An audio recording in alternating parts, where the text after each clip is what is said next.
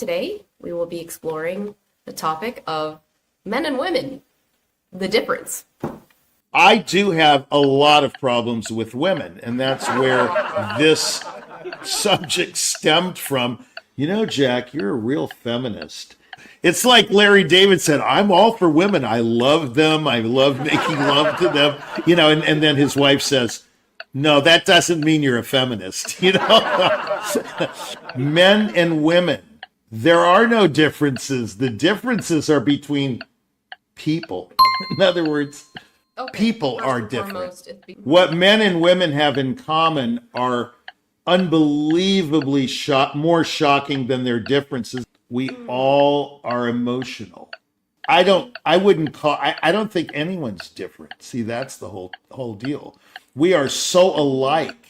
I think that's why we have problems. You asked the question here, are the differences real? Yes, but they're slight. For example, two swimmers in the Olympics. What divides them usually? 1/100th of a second.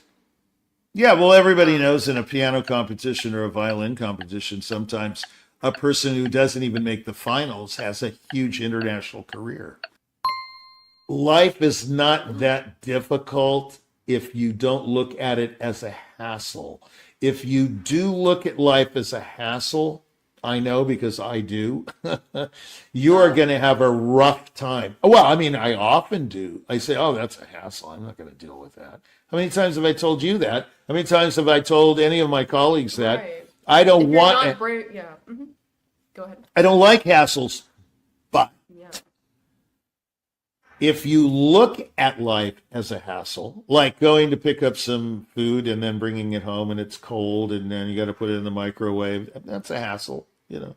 I don't like takeout because I like to eat it at the restaurant. Whereas maybe a friend of mine goes, no, I can't stand going out. Bring it. Cold food, I love cold pizza. I love cold lasagna.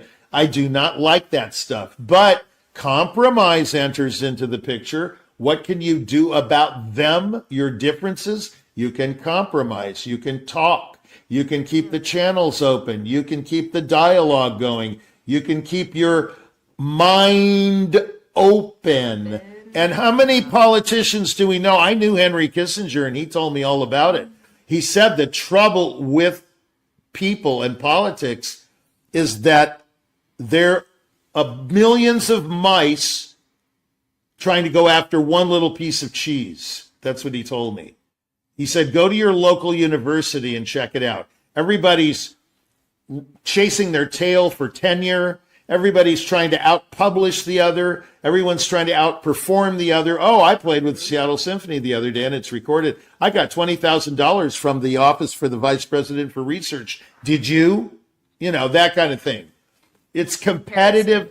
People are too competitive. They're too worried about their station in life, hence the differences. Hence, what can you do about them? Most people just clam up and go into their little cocoon. Open-mindedness and narrow. If you become narrowly focused on the same things everyone else is focused on. Is that what you're saying? Well, they enter their cocoon, I call it. And they're in a cocoon and they will not come out. They don't want to talk about it. I know a lady that's 90 years old, and every day she says to me, I don't like people. I don't want to have anything to do with people. I'm through with people. Well, if you're 90, I suppose that's kind of typical. You know, you're at the end of your life. You're in this eschatological stage of your life, meaning we've talked. Okay. Yes, it's the final stage. Yeah. And you're just ready to check out. But what if she had the opposite attitude? What if she said, well, tell me about that. People are a hassle, but let me seek them out and have these hard conversations, maybe. Yeah. Well, I would say to her about life being a struggle, and life. You know, are you really living? You're not really living if you're not having breakthroughs, and breakthroughs don't mean that they're easy, right? No, you're right. Life. The definition of life is struggle. If there isn't a struggle, there's no meaning to life, and you don't learn anything. There's no meaning. Meaning. Learning. If there's no meaning to your life, then what's the point of existence? That's an existential question. Why would you exist if there is no meaning.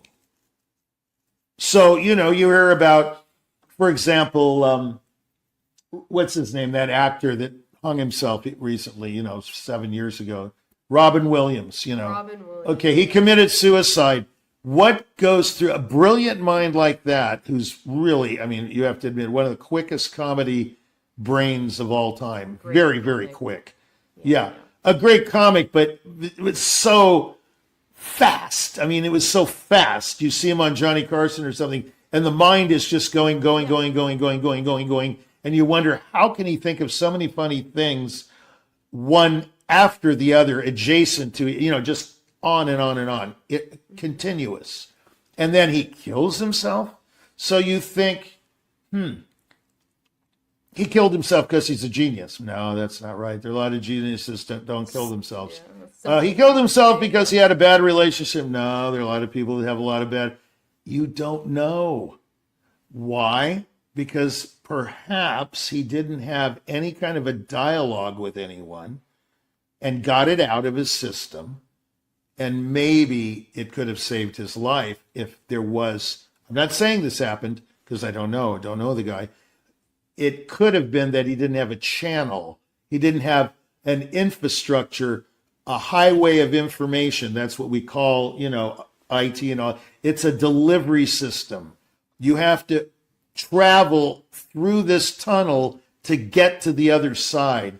And if the information isn't, yeah, no, but I'm saying maybe he didn't get the information he needed to make sense to him to keep him from suicide. So in other words, maybe there was no dialogue between him and someone that could have saved him. Could have been a wife, could have been a boyfriend, could have been whatever it is.